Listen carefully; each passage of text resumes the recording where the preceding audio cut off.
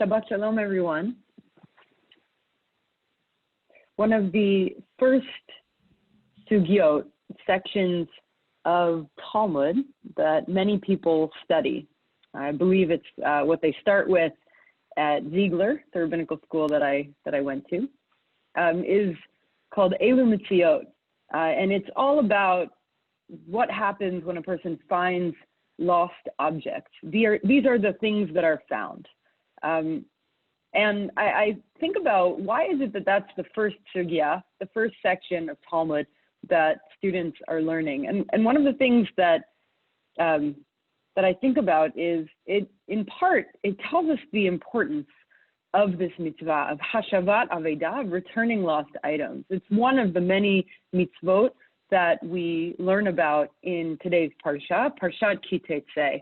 And I took a little bit of time to explore this mitzvah through a great book called The Torah Commentary for Our Times by Harvey Fields.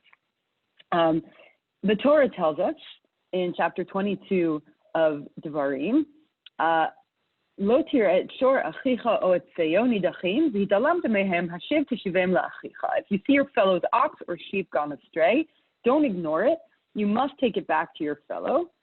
If your fellow does not live near you or you don't know who it is, bring it home, and it shall remain with you until that person comes. Your fellow claims it, and then you shall give it back to that person.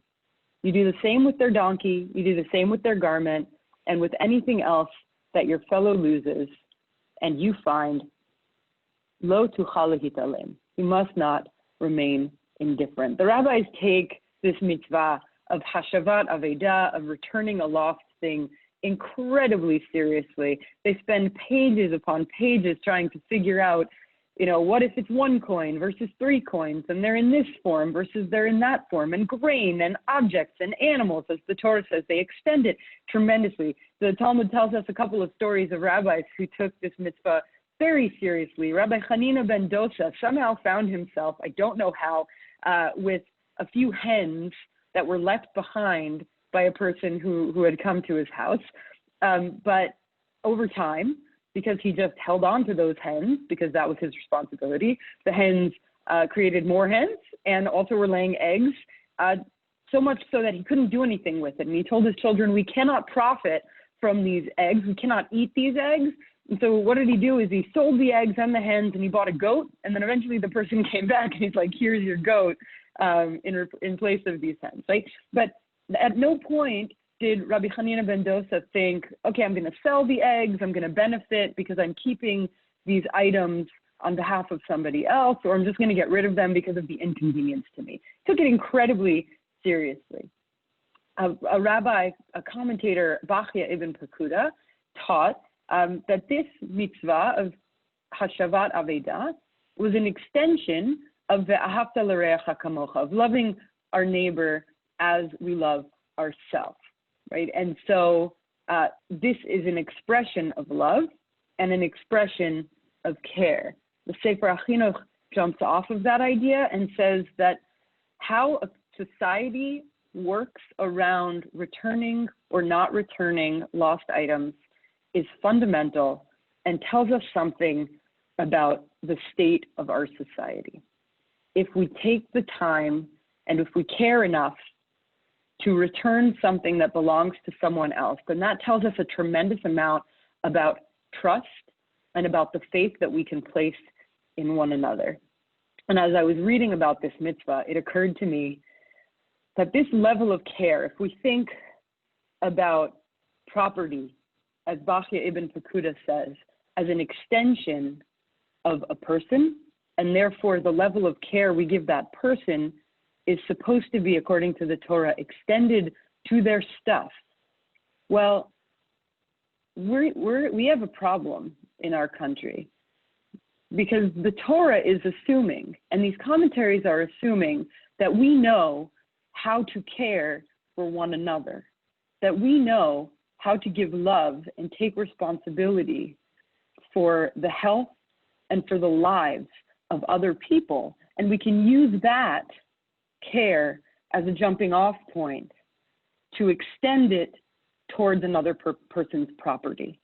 If the way we engage in hashavat aveidah is an indicator of the health of our society, then I think it is pretty easy to say that our society is sick.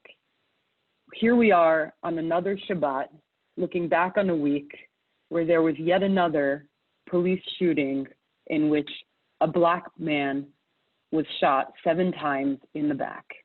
Jacob Blake is currently in critical care, and we offer prayers for his health, for his healing, and for his family who are grieving right now, and for all those people of color, particularly Black people, who are wondering, or maybe not wondering, how is this happening again in our country? And, you know, it's hard to read a portion of our Torah that is about property and to have it make me think about human life. And yet, here we are. Lo tuchal lehit'alem, our parsha says. You may not ignore the animal or the garment that you see that belongs to someone else. You may not pretend you don't see. Lo tuchal lehit'alem is pointing out that it is an act that we are choosing to do, that we might notice it, but we're going to pretend that we don't see. We're going to pretend that we don't hear the animal that is in the street. And how many times do we need to hear of a shooting or a murder of a Black person in our country before we are going to all take it upon ourselves, take that responsibility to care, to love, to act, to do something about it, and to make change? I want to make sure you know about an incredible project that we are part of right now as part of our Jewish Emergent Network. It's called Confessions of the Heart, and it's inviting us into anti-racism in practice. And it's in collaboration with Dimensions. The CEO of Dimensions, Yavila McCoy, has adapted the Al-Chait, the confession liturgy from the High Holidays. And this is 30 days of anti-racism reflection, discovery, action, and transformation. And we want to invite everyone to participate. Even if you didn't start at the beginning of Elul, there are so many ways that we ourselves can engage in readings, videos, podcasts, and calls to action that will open our hearts and deepen our individual and our communal practice of dismantling racism. If this is what the Torah is challenging us to do when it comes to things, when it comes to possessions, when it comes to stuff, what does that have to tell us about our responsibility to one another?